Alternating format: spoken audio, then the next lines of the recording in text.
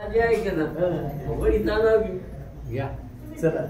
गणेशाय नमः. श्री सरस्वती नमः.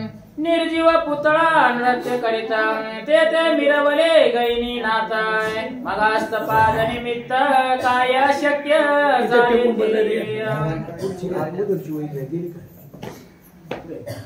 एकच होईल 26 बरोबर 27 पासून घ्या निर्जीव तरी 27 पासून 27 झाली म्हणे.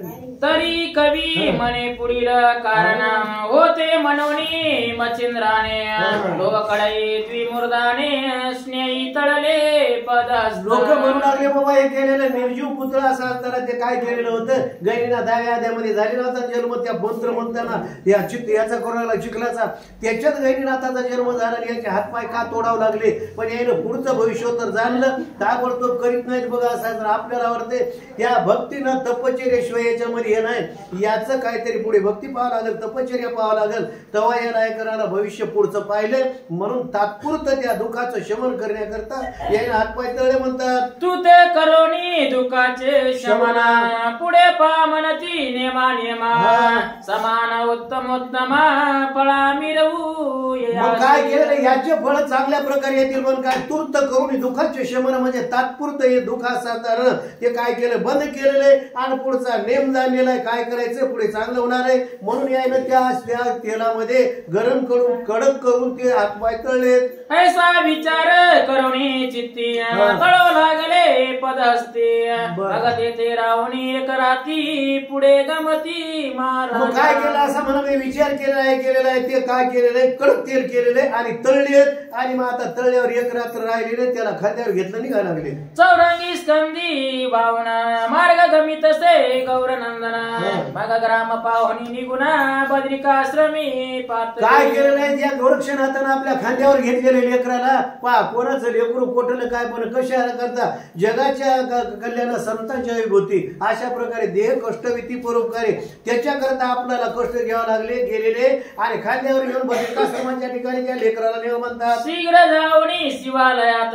भावे बंदिला उमानाथ उपरी चौरंगी घेऊन येतेच काननाथ संचरले. मग काय केलेलं गेल्या आता गेले काय उमानाथाला महादेवाचं दर्शन घेतलेले केलेले आणि नंतर काय त्या बाजूला जंगल होतं बद्रीनारायणाच्या तिथं आणि तिथं गेले जंगलामध्ये काय पाहिलं काननी हिंडता तेथ पाय तो एक गवर देखिले मैया देखता विसरती तया ठाई गुवागा माझा. मग काय केलेलं आहे त्या जंगलामध्ये फिरू लागले केलं. आता तिथं काय केलं तपश्चर्या बरेच असतात बद्रिकाश्रमाला असा हजारो वर्षापासून लोक तपश्चर्या करतात. कोण गुहा म्हणजे भुयार केलेलं होतं आणि अगोदर ते काय भुयार त्या ठिकाणी त्या मच्छनाथानं गोरक्षनाथानं पाहिलं. तव ते गवर परम गोमटा पाऊ बोलती प्रताप सुबटा मनादी चौरंगी निश्चय तुळवट ते कसुना.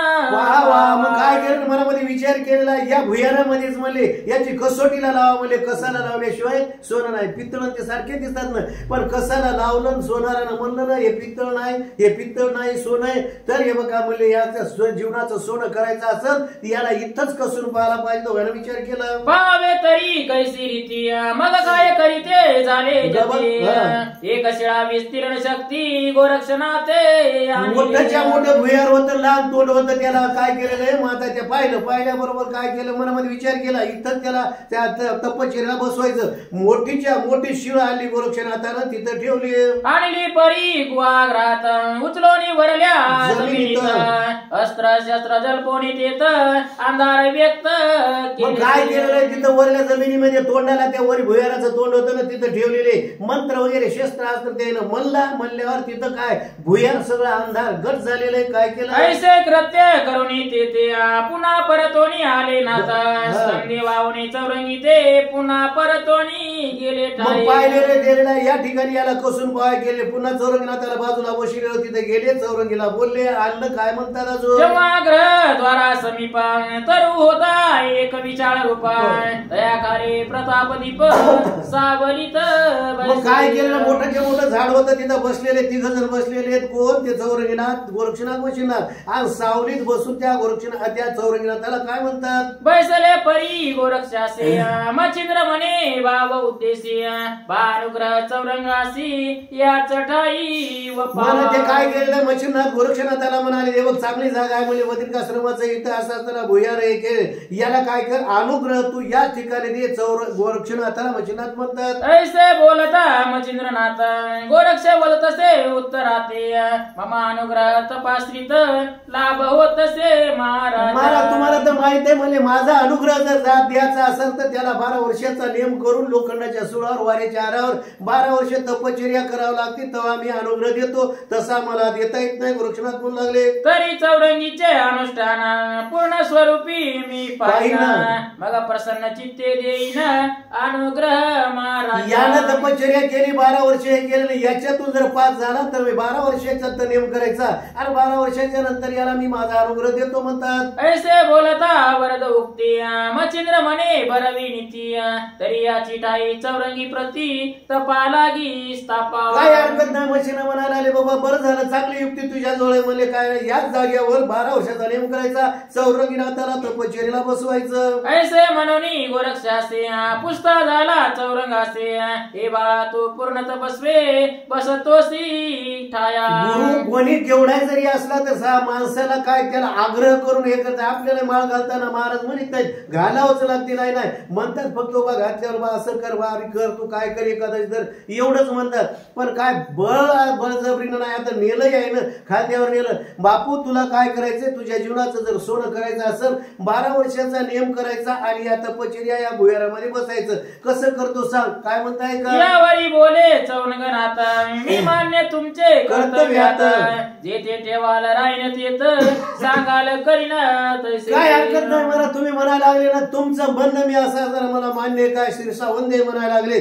तुम्ही ठेवलं ना त्या ठिकाणी मी इथं तपश्चर्या भुयारात का होईना करतो परी एक मागणी आहे तुम्ही जावे कोण्या देशात परी प्रतिदिन माझा येत कूर्मदृष्टी रक्षावा महाराज एकच मागणं मी राहतो हे करतो पण माझं असं तुमच्याजवळ विनंती आहे तुम्ही कोण्या देशात तिकडे तीर्थयात्रा करायला जाताना फक्त काय करायचं कासवानं नाही काय ते पिल्ल्याचं का आठवण केली त्याच्यावर आशीर्वाद राहते त्याचे पोट भरतात त्याप्रमाणे फक्त माझ्यावर आठवण करा आणि माझी आठवण करीत राहा आणि सुखरूप तुमच्या आशीर्वादानं राहील म्हणायला लागले इतके माते दिल्या सुदाना सकाळात माझे दिवसानुदिवस माझे स्मरण तव जवळावरी म्हणून मला सांगायला आवडत माझं स्मरण मात्र आठवण करता नाही तर मी इकडे करील मला तसं असताना तुमच्या आठवणीनच मी चांगला जिवंत राहील असं म्हणायला लागले आणि त्याने काय होकार दिला चौरंगीनाथानं तुम्हास होता माझे स्मरण त्या कृपे होईल माझे पोषण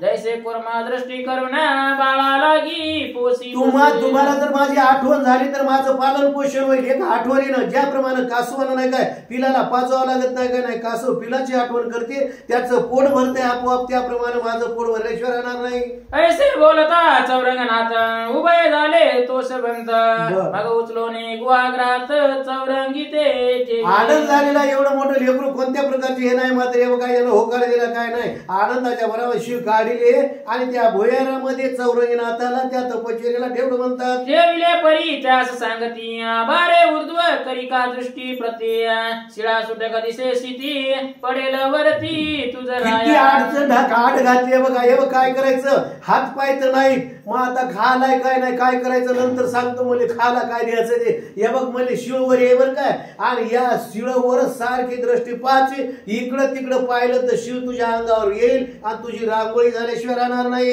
पर्या फुले प्रसादे करुणा तू ते देतो एक वरदाना दृष्टी आज वरुण काढू नको कदापि तुला वरदान द्यायला एवढं काय शिळवरून आपली दृष्टीच काढायची नाही तर तुझी तपश्चर्या सफल होईल म्हणायला लागले जरी दृष्टी किंचित होता पडेल अंगावर मग प्राण सोडून जाईल शरीर चूर्ण होशील आंघोळी मग काय जर इकडं तिकडं दृष्टी इकडं तिकडं जाऊ द्यायची नाही किती 12 वर्ष रात्रंदिवस आणि जर इकडं तिकडे गेली तर शील तुटल पडल तुझी रांगोळी होईल म्हणून सांगायला लागले मग पुढील कार्य साधे पर्यंत सगळं राहिले नर द्यात तै जतन करुणी शरीरात इता फुले जोडी म्हणून तुला सांगायला लागलं, जर तुझं हित तुला करायचं असेल तर मग काय करायचं, आणि पुढचं कार्य सारेपर्यंत 12 वर्ष सारखी या शिळोवर नजर ठेवायची, असं गोरक्षनाथानं वचनाथानं सांगितलं. मग एक मंत्र सांगून कानिया मने करी याची सदा गोकणिया येण्याची सर्व तपा लागुनी प्राप्त होशील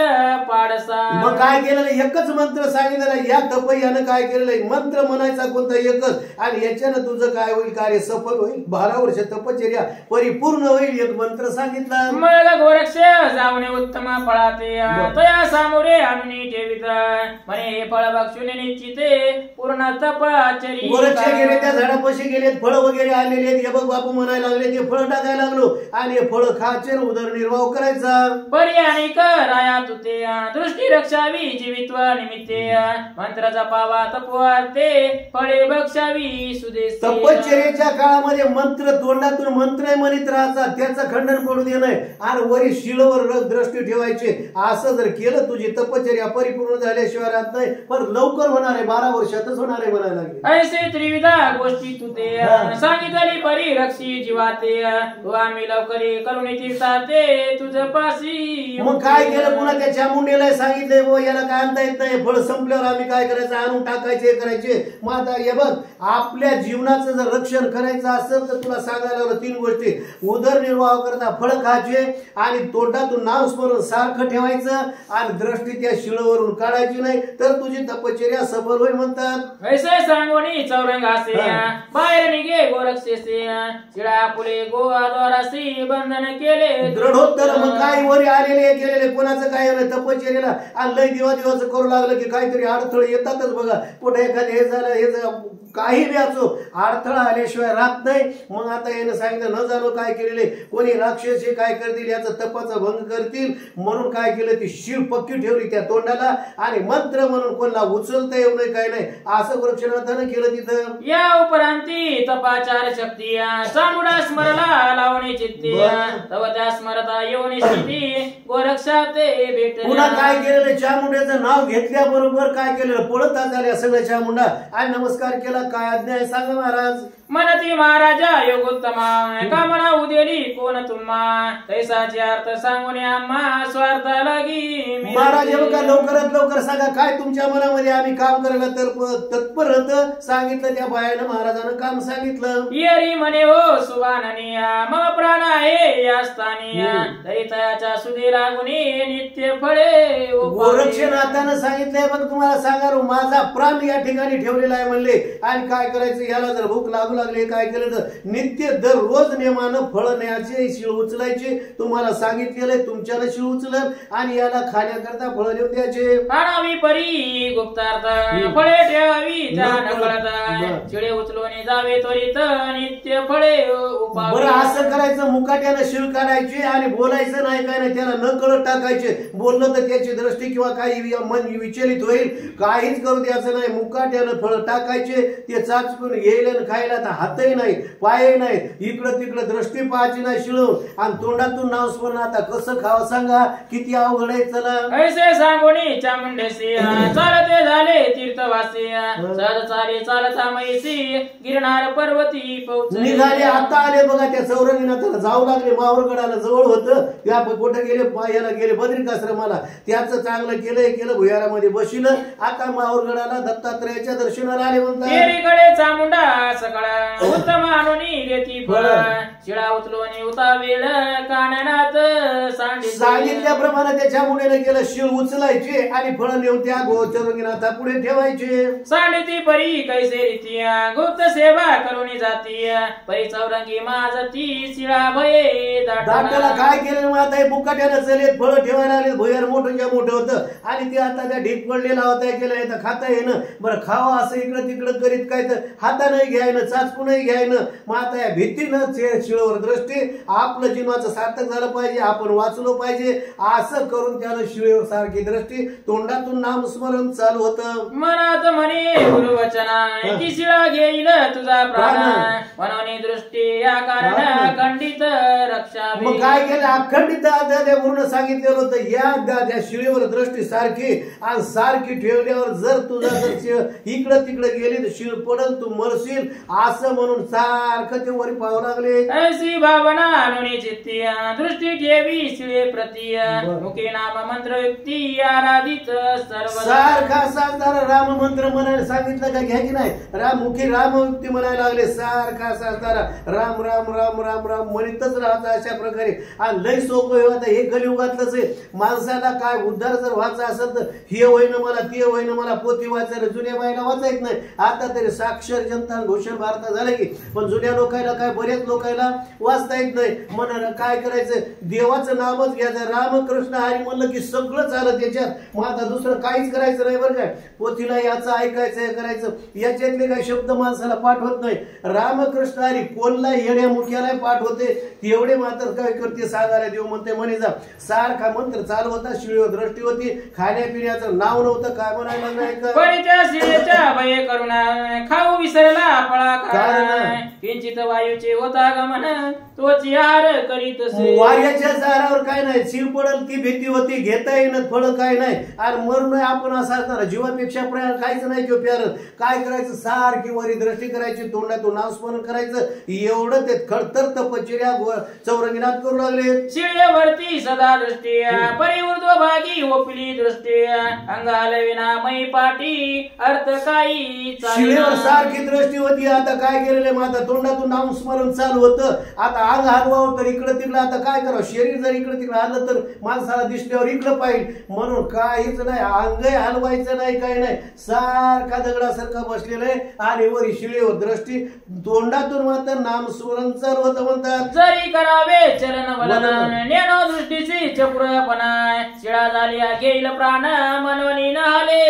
मग काय केलेलं माता शिळा इकडं तिकडं काय नाही. ज्या प्राणापेक्षा प्रिय काय नाही. वाचलं तर पाहून घेऊ म्हणायला लागलेत. एवढं देवानं हे केलेलं आहे. आणि त्याच्यात काय केलेलं आहे माणसाला वाटेल आम्हाला तर घंटाभर आपलं घंटाभरची तपश्चर्या बरं आपण काय देव नाही तर सांगितलंय आपल्याला तशी तपश्चर्या होईल का त्याचा विचारच करायचा नाही. कारण देवाचा अवतार होता म्हणून गेले होते का आपल्याला बसणं होईन घंटाभर 2 घंटे. आमची कलियुगातली हीच तपश्चर्या. देवाचं नाव घेतलं त्याच्यासारखं तेच आमचं नाम स्मरण आहे. आमचं कल्याण आहे.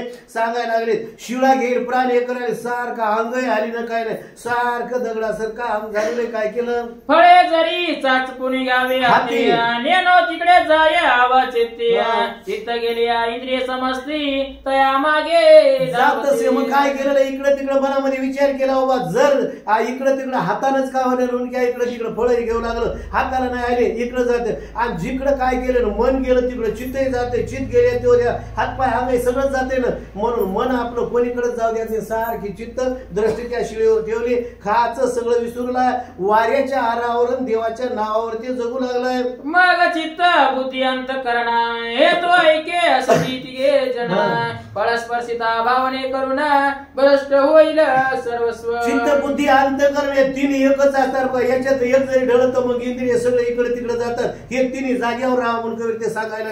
म्हणून खाणं नाही पिणं नाही सारखं देवाचं नाव वरी दृष्टी सारखी ठेवली होती. मग मंत्र रूपे स्मरण शक्ती अबुद्ध करील माझी मती म्हणून सांडिले फल प्राप्ती योगाहून लक्षित. मग काय केलेलं योगच असा त्याला हे करू लागला. त्याला काय केलेलं एवढं केलं सारखं देवाचं नामस्मरण करू लागला. आणि त्या तोंडातून नामस्मरण वरी शिळेवर दृष्टी खाणं नाही पिणं नाही चांगली तपश्चर्या खडतर करू लागला. ऐसी उभयता कांचनी करुणा आटत चालिले रुधिर प्राण वरी ते रुधिर मास लक्षुण आटत आहे तव. माणसाला काय केलेलं अन्नमय प्राणी असा कोणी असो अन्न नसलं तर काय नाही. आता वरी सारखी काळजी केलेली रक्त आटायला लागले. मासे सगळं हाडाचा सापडा त्या चौरंगीनाथाच्या झालं. रुधिर माणसा लागून बक्षित बक्षू शिवने उदका मय करिता शेवटी चित्तासी हरित भक्षण करीत से माणसाला उपास एक दिवस असला तर माणसाची बुद्धी चलत नाही. इतकं मोठं खावं लागतं आम्हाला साबू देण्याची खेळ. हे तर 12 वर्ष झालेले. मग काय केलेलं आहे? हे रुधिर असा माणसाला खायला हे करायला हाडे टोरे झालेत. मग काय करते? काहीच नसल्यावर माणसाची बुद्धी तेवढी चलत नाही सांगायला लागले. असं चले पण सारखं देवाचं नाव घेऊ लागलं. चित्त टिले सकळ रुधिरा पण शरीर उरले असती पंजरा वरी उगवली त्वचा त्यावर गवसनी परी सगळं चित्त गेलं हे गेलं सगळं गेलं कुठं त्याच्यावर चित्त होतंय. दृष्टी सारखी होती. मग आता कायच नाही. अंगावर काय होतं? पांघरंत नाहीच की. बरं खायलाय काय? अन्न नाही काय नाही. सगळं रुधिर या सासदारा प्राण सगळं आटून गेलेलं आहे. फक्त प्राण त्याला फक्त देवाचं नाव घेण्यापुरता राहिलेला आहे. मग आता शरीर कसं झालं? हे आस्ती पंजर म्हणजे नुसता हाडाचा सापळा आणि त्याच्यावर कातडं होतं. गौसनी म्हणतो ना आपण. गौसनी का म्हणतात? गादीच्या खोडाला गौसनी म्हणतात. तसं ते कातडं त्या अंगाच्या शरीराला चिटकलेलं होतं म्हणतात. जोवरी शरीर असे प्राण तोवरी असती त्वचा घराण प्राण भंगल्या भंग जाण सर्वत्रासी. आपल्याला सगळ्यालाच माहिती आहे शरीरामध्ये प्राण असेल तरच खरं नाही तर मग प्राण गेला म्हणजे काहीच नाही. सगळं हाडाच वाळलेलं लाकूडच म्हणतो. त्यामुळे लाकडाची अवस्था प्राण गेलेल्या त्या माणसाची अवस्था अशी अवस्था झाली. पण त्याची तशी झाली नव्हती. देवाचं नाव स्मरण सारखं चालू होतं आणि वरी शिळवर दृष्टी होती. देवाचा आता त्याचा आशीर्वाद दोघायचा होता. असं ते तपश्चर्या करू लागले. नाडी त्वचा असते चौरंगी उतरल्या द्या प्रती सूक्ष्म शरीर आपण भूती त्रासोनिया सगळे पळतात शरीरातले. बघा असं 12 वर्ष उपवास केले नाडी त्वचा या सातारा मधले सगळे पळून गेले. फक्त प्राण राहिलेला आहे देवाचं नाव घेण्याकरता. असं ते चौरंगीनाथ झालं. मग तो देह काष्टा समान बोला रहित चलन बोला नाही ना ऐसे पावणे बाळताने वारुळ्यावरी मग काय केलं? असं काहीच नाही. बोलता येणं आवाज निघणं पण सारखं देव दमानं का व्हायला त्या काय केलेलं देवाचं नाव होतं. शिववरी होती. हांग हलवायनं गेलं काय ना हरिल्या इकडं तिकडं तरी होतं. आता मुकाट्यानं बसल्यावर आपण एखाद्या जागेवर शेतात बसा आणि मुंग्या एखाद्यावर असल्या अंगावर चढतात की वारुळ झाल्यावर 12 वर्षाचा कालावधी त्याच्या अंगावर वारुळ चढलं. असं त्या गोरक्ष चौरंगीनाथाचं झालं. मग तितुक्या दृष्टी हरल्या प्रती मुखी ध्वनी मंत्र शक्ती तितुके उरे मगनी चिठी जिकडे तिकडे झाली. मग काय केलेलं प्रती हे तिकडे तिकडे गेलेले पण आता वारुळ चढलेलं हे केलेलं पण सारखं म्हणायला लागले. मंत्र असा जरा तोंडातून संपलेला नाही. सारखं मंत्राचा गोच चालू होता. ऐसे परी चौरंगी ते झाले आहे निज द्याते यावरी पुढील स्वार्थे पुढीला जाई झालं म्हणायला कथा या का कोणाची याचे हातपाय हाताय झाले. उद्याच्या याच्यामध्ये ते येतात तपाच्या बळानं याच्या सारा नामस्मरणानं काय केलेले नाम घेतले. वाल्मिकानं फुटले टोमक्याला पान वाळलेल्या झाडाला पाला फुटल्याशिवाय राहत नाही. याच्यामध्ये सुद्धा गजानन बाबाच्या पोथीमध्ये त्या वठलेल्या आंब्याला म्हणजे वाळलेल्या आंब्याला झाडात पाला आलेला गजाननाच्या कृपेने देवाच्या कृपेनं काही होते. झाडाला पाला आलेला आहे. मग आता याला यायची कृपा आणि अवतार देवाचा होता. याच्या तपाच्या सामर्थ्यानं याच्या नावाच्या बलानं याला उद्या हातपाय मध्येच फुटल्याशिवाय राहत नाही. उद्या उठितात आणि त्याच्या गावाकडे जातात. अशी उद्याच्या अध्यायामध्ये चांगली कथा आहे. तर या ग्रंथ नवरत्नार आणि वैडूर्य स्वतेजा पार तुम्हा श्रुतिया श्रृंगार दोंडी सुत अर्पित. काय केलेलं या श्रृंगार म्हणायला रे. आता वया प्रत्येक असा तर आम्हाला श्रृंगार आहे. आमचा श्रृंगार म्हणजे एकदानीच म्हणा की आता 40 आधी येतं आणि कथा रूपी असा तर तुम्ही एकदानीच म्हणा की 40च म्हणे असतात. हे काय कवी करता काय म्हणायला लागलाय. मी या कथेच्या रूपानं तुमच्या एकदानीच्या असा तर श्रृंगारेनं तसे मनी होऊन तुम्हाला मी अर्पण केलेत आणि चांगल्या प्रकारे जतन करी जा असं म्हणायला लागले. नरारी वंश मालुते मालू नरारीचा शरणागत वा भक्तिपूर्वक ग्रंथ श्रोतिया ते संकल्प. श्रोत्याला काय केलेलं श्रोत्या करता आपल्या करताच काय केलेलं संकल्प केलेला आहे. चांगल्या प्रकारे असा असताना कवी मालू असताना नरारी वंशामध्ये जन्म घेतलेला त्यानं हे कथा लिहिलेली आणि आपल्याला संकल्पानं सोडलाय आणि कथा आपण चांगल्या प्रकारे ऐकून घ्यावं आणि आपलं कलियुगामध्ये चांगलं होईल कल्याण होईल असं कवी करते म्हणायला लागले. स्वस्ती श्री भक्ती कथा सार समर्थ गोरक्ष काव्य किमयाकार सदा परिशोध भारी चतुर 183